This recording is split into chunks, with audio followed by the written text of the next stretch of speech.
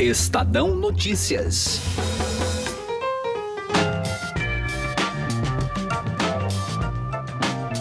A semana começa decisiva para o governo no Congresso Nacional. Após 2 semanas de recesso, Câmara dos Deputados e Senado terão que se debruçar sobre temas importantes como a reforma da Previdência e Eduardo Bolsonaro na Embaixada dos Estados Unidos. Tudo isso em meio às recentes e polêmicas declarações do presidente Jair Bolsonaro. O que podemos esperar desse segundo semestre do parlamento?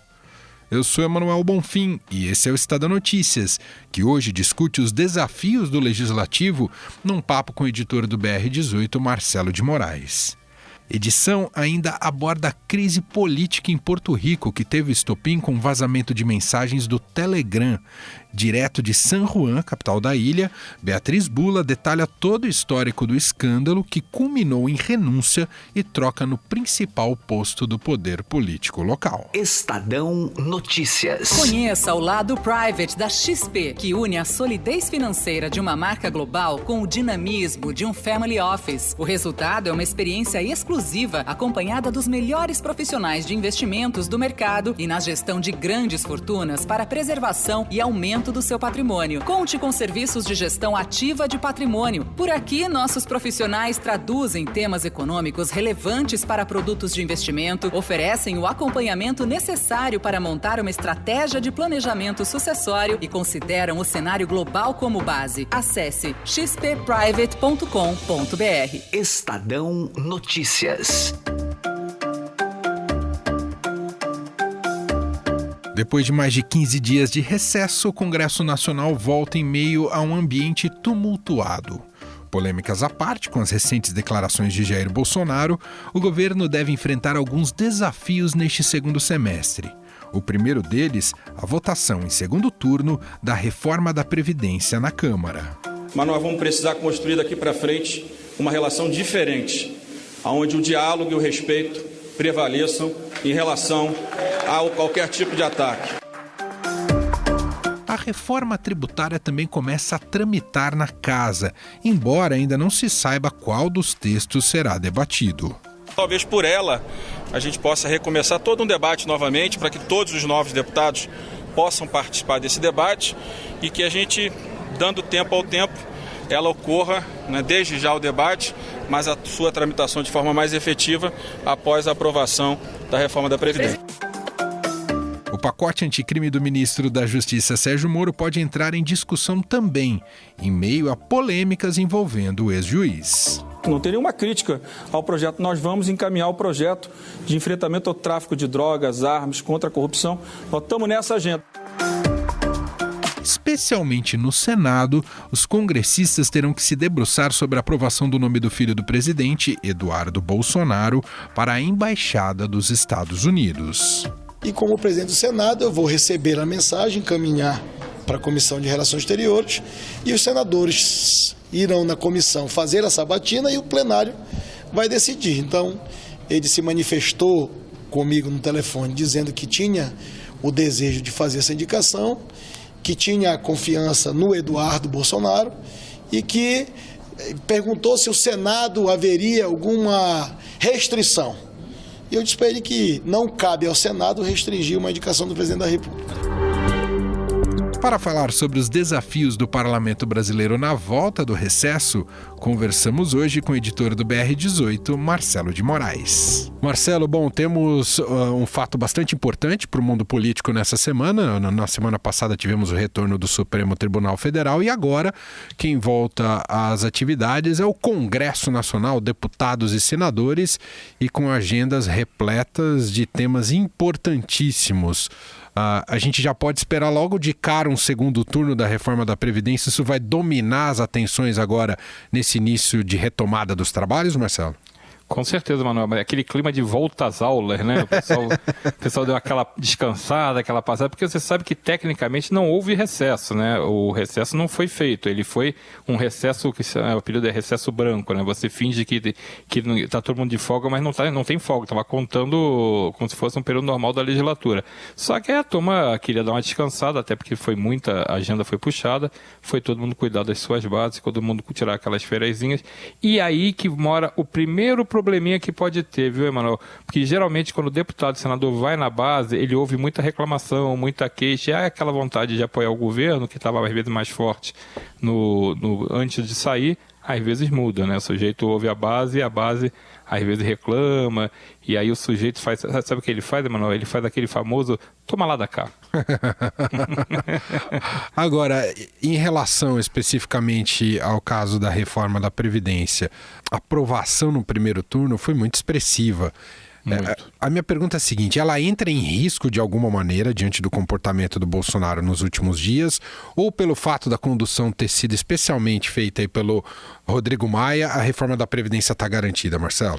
Eu acho que você tocou num ponto preciso. Como ela foi meio blindada, porque ela foi tocada pelo Congresso muito na iniciativa, tanto do Rodrigo Maia comandando a casa, como também alguns deputados estratégicos, como o presidente da Comissão Especial da Reforma, o deputado Marcelo Ramos, o relator Samuel Moreira, ela foi revestida de uma proteção. Então, enquanto o presidente às vezes falava de uns temas que não tem nada a ver com a votação, umas agendas polêmicas, coisas que criam um barulho desnecessário, a votação correu em paralelo a isso sem ser contaminada por esse tipo de discussão. Então ela está mais ou menos engatilhada mesmo, ela não tem, o risco é muito baixo, a não ser que seja uma reviravolta, uma surpresa muito inesperada, porque ela teve 379 votos no primeiro turno, é muita coisa. Se você lembrar, são 308 votos só que é o placar necessário para a votação ser aprovada. Então a reforma, para desgastar mais de 70 deputados, ela tem que ter um desastre, né? Tem que acontecer alguma coisa muito fora do comum para mudar. Então, o governo muito provavelmente nessa semana consegue encerrar a votação em segundo turno na Câmara, e aí sim, aí você começa a ter que trabalhar lá no Senado para a votação andar. Começa toda a tramitação, ela é diferente, porque no Senado não se cria uma comissão especial como teve na Câmara, ela vai para a Comissão de Constituição e Justiça, onde o relator vai ser o senador Tasso Gereissati, do PSDB do Ceará, e aí você começa a negociar se quer mudar alguma coisa ou não. Provavelmente não vai ser mudado nada, porque senão a reforma vai atrasar. Mas uma coisa que está sendo muito discutida é fazer uma espécie de PEC, já que a proposta é uma proposta de emenda à Constituição, então uma PEC paralela, onde você recolocaria a questão de estados e municípios dentro da reforma da Previdência. Não entraria exatamente dentro do texto que está vindo da Câmara, porque você atrasaria a tramitação, mas essa parte correria por fora. Então tem essa discussão muito importante, mas muito provavelmente vai ter uma gritaria na Câmara, deputados da oposição vão fazer barulho, mas deve passar sem grandes sustos o segundo turno da reforma da Previdência. Talvez, muito provavelmente, não seja na terça, sim na quarta, porque é aquela coisa, deputado voltando, não sabe como é que é, né? Sempre tem uma emenda que não saiu, um cargo que não pintou, então sempre tem uma turma ali botando aquela dificuldade para vender facilidade depois. O cenário é positivo para o governo também no Senado em relação à reforma da Previdência, Marcelo? Nesse caso, sim. E uma questão que eu acho que é muito sensível para o governo Bolsonaro é a famosa indicação de Eduardo Bolsonaro, filho do presidente, para ser embaixador do Brasil nos Estados Unidos. Para ser embaixador, tem uma sabatina no Senado. A Comissão de Relações Exteriores do Senado faz uma sabatina ao indicado, no caso, o filho do presidente, e, em seguida, vota se aprova ou não. Se for aprovado pela comissão, vai para o plenário do Senado, onde também precisa ser aprovado. E aí, pode ser que tenha uma grande surpresa, pode ser que não tenha os votos necessários para aprovar. Imagina, Emanuel, o impacto político do presidente indicar o próprio filho para ser embaixador e o Senado bater a porta na cara dele. Já pensou como é que vai ser isso? Pois é, e é votação secreta, né, Marcelo?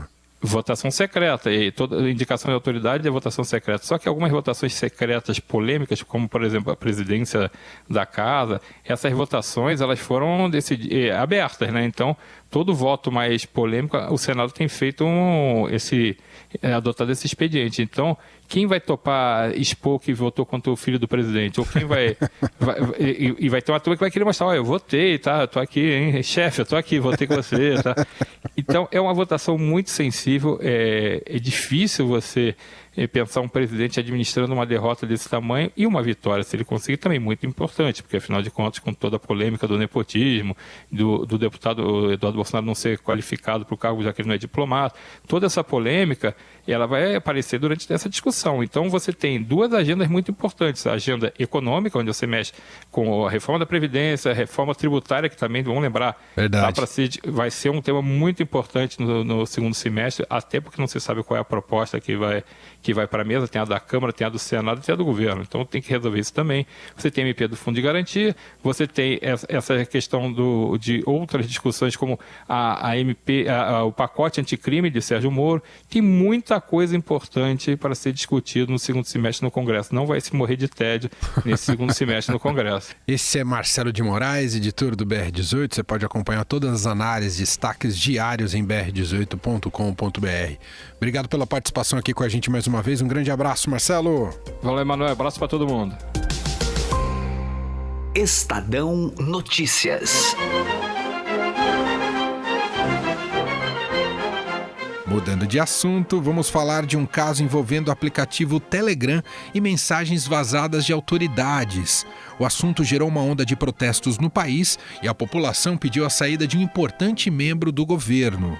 Calma lá, não estamos falando do Brasil, mas sim de Porto Rico, local onde vivem pouco mais de 3 milhões de pessoas e está localizado na região do Caribe. Junto al pueblo porque estamos cansados. Realmente ha sido una falta de respeto al pueblo. El gobierno y su gabinete se ha burlado de la comunidad gay, se ha burlado de la mujer, se ha burlado de los impedidos, la corrupción. O sea, ya estamos hartos de tanta corrupción. O caso envolve o governador Ricardo Rossello, que através do aplicativo Telegram fez comentários homofóbicos e misóginos sobre a população da ilha. O Chatgate revelou negociatas entre os participantes do grupo do Telegram. A enviada especial do Estadão a San Juan, Beatriz Bula, explica o caso que mexeu com a ilha caribenha. Essas mensagens, elas foram o estopim, na verdade, de uma crise que já vem se desenrolando faz tempo, pela qual a população passa por necessidades, vive em estado de pobreza, se viu aí atingida pelo furacão Maria em 2017 sem conseguir se recuperar plenamente dessa situação e tem os serviços públicos bloqueados pela falta de recurso, então falta de material escolar nas escolas, etc. Tudo isso veio deixando a população muito cansada com o governo e vem à tona uma denúncia de corrupção que mostra que pelo menos 6 pessoas do governo do Ricardo Rossello estiveram envolvidos no desvio de 15 milhões de dólares que deveriam ser usados por um fundo de recuperação da ilha depois do furacão Maria. Logo na sequência disso aparecem essas mensagens de Telegram que são vazadas. Foi um chat na qual o governador conversava com a cúpula de governo e ele falava coisas que a população não aceitou. Eram mensagens aí de teor misógino, homofóbico e que acabavam ridicularizando uma parcela da população, não só inimigos políticos, como também aliados e as próprias pessoas, os próprios cidadãos de Porto Rico. Isso despertou aí a ira, né, dos porto-riquenhos que já vinham vivendo uma vida difícil. Foram 889 páginas, elas foram reveladas na íntegra pelo Centro de Jornalismo Investigativo e mostram essas conversas, enfim, na qual, por exemplo, a cúpula de governo chega a ridicularizar até os mortos pelo furacão Maria. E isso foi inaceitável para a população porto-riquenha. Aliás, as mensagens jocosas sobre as vítimas do furacão Maria, que deixou quase 3 mil mortos no território em 2017, também causaram perplexidade na população. A enviada especial do Estadão a San Juan, Beatriz Bula, visitou áreas que foram devastadas por essa tragédia e conta o que viu. Eu viajei um pouco aqui por Porto Rico, não fiquei só na região de San Juan, que é onde estão acontecendo os protestos, fui também para um pouco no meio da ilha, que é a região que foi mais afetada pelo furacão e também é que recebeu, no fim das contas, menos ajuda para se refazer. O que a gente vê, tanto aqui em San Juan, saindo um pouco do centro, indo um pouco mais para o subúrbio, como nessas regiões para dentro de Porto Rico, são escombros. Eles estão por todo lado e as lonas azuis no lugar dos telhados também estão por todo lado. Então as casas, muitas casas tiveram seu telhado arrancado pelo furacão e até hoje não conseguiram se refazer plenamente. O mesmo acontece com regiões onde, por exemplo, as ruas tiveram um deslizamento e estão assim parcialmente reconstruídas. A população ficou sem energia elétrica por meses, em algumas regiões por quase um ano.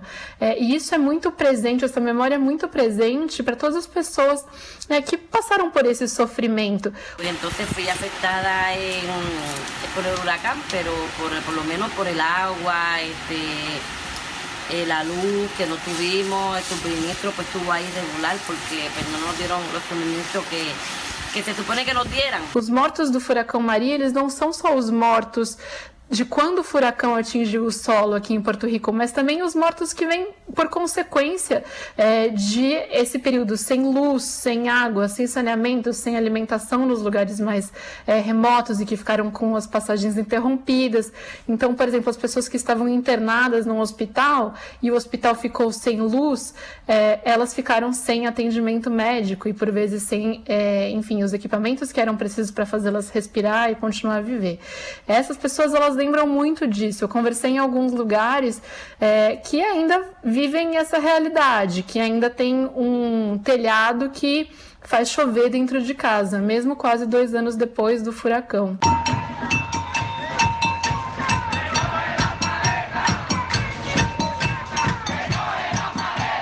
Artistas importantes de Porto Rico, como Rick Martin, também encabeçaram o pedido da saída do governador Ricardo Rosselló. En esa marcha yo quiero sentir el poder del pueblo, por favor, de todos los rincones de la isla, vengan y manifiéstense con nosotros. Tienen que estar ahí, tienen que decir presente. Se los ruego, por favor, es parte del futuro de tus hijos, de los hijos de tus hijos, es lo que tenemos que hacer. Ricky, te tienes que ir ya. Si el pueblo entero quiere que te vayas, cara dura, y tú te quedas, entonces estamos en dictadura. Solo te apoya tu esposa, la exmodelo, la que piensa que 100 años de soledad la escribió Coelho. ¡Renuncia! ¡Renuncia!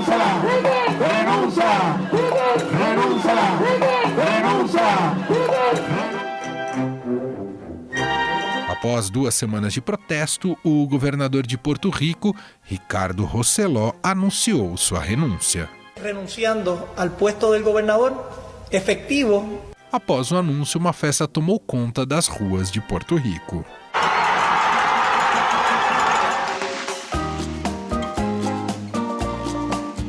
O problema é que os porto-riquenhos ainda não sabem quem iria suceder o governador até novembro de 2020, quando ocorrem as novas eleições.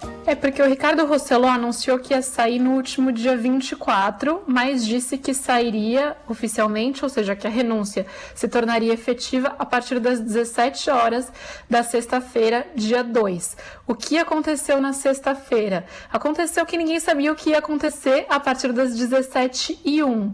Isso porque quem estava na linha sucessória dele seria o secretário de Estado, que é como se pode assumir no lugar de um vice, digamos assim. Mas não havia secretário de Estado, esse cargo já estava vago. E aí a terceira na linha sucessória é a secretária de Justiça, que também foi alvo de protestos, enfim, nessas investigações de corrupção. E aí ela falou que não aceitaria o cargo, porque ela já estava na mira dos manifestantes.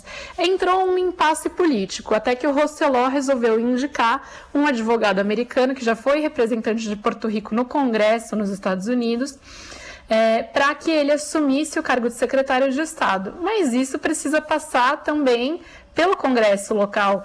E o secretário de Estado, novo secretário de Estado, ele não conseguiu convencer os legisladores a tempo para confirmarem o seu nome. Então, ele assumiu o cargo na sexta-feira, confirmado só pela Câmara e não pelo Senado. Tem muita gente que diz que isso é inconstitucional, porque sem ter um secretário de Estado confirmado pelas 2 casas, quem deveria assumir é a secretária de Justiça. Mas eu vou ser honesta, o que eu vi na rua na sexta-feira à noite era que pouco importava como ia ser feita essa troca, e sim que ela fosse feita. Era um pouco esse o sentimento das pessoas ali na rua. Não importava que tivesse sido pouco transparente a escola do Pierluisi, que é esse que vai suceder o Rosselló, ou que esteja em desconformidade de alguma certa forma com a Constituição local. Eles só queriam que o Rosselló saísse e amanhã, digamos assim, é outro dia. Eles começam a pensar no que fazer daqui para frente. Porto Rico tem uma situação peculiar. O território não é considerado um país, e sim um Estado livre associado dos Estados Unidos. A enviada especial do Estadão a Porto Rico, Beatriz Bula, explica essa situação e a relação dos moradores da ilha com os americanos. Porto Rico é um território dos Estados Unidos. Isso torna ele totalmente peculiar, inclusive essa própria relação com os Estados Unidos. É difícil lembrar, quando a gente está por aqui em Porto Rico, que não é um país, porque ele é totalmente diferente.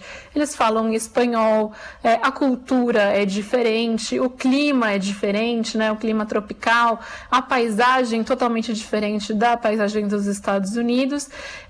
E a verdade é que é difícil lembrar que eles são também cidadãos americanos, mas eles não têm o mesmo direito ao voto que os americanos que vivem no continente, como eles chamam, ou seja, no que a gente chama de Estados Unidos.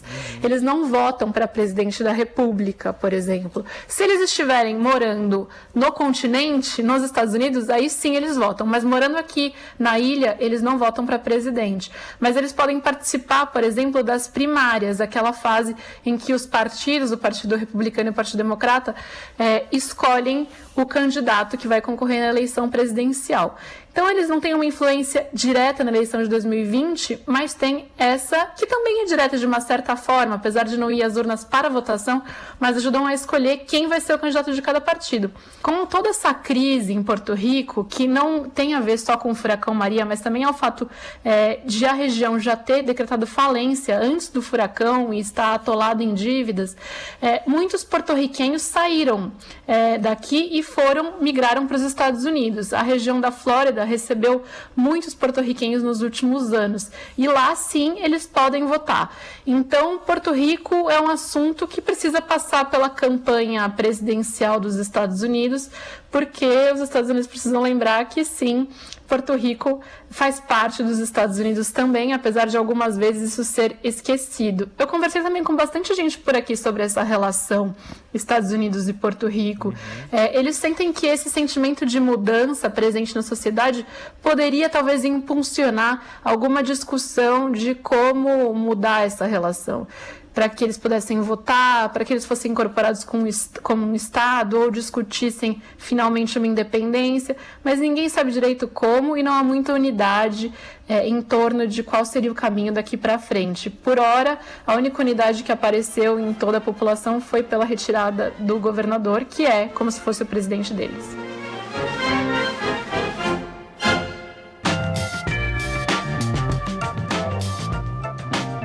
O Estadão Notícias desta segunda-feira vai ficando por aqui. Contou com a apresentação minha, Emanuel Bonfim, produção de Gustavo Lopes e montagem de Nelson Volter.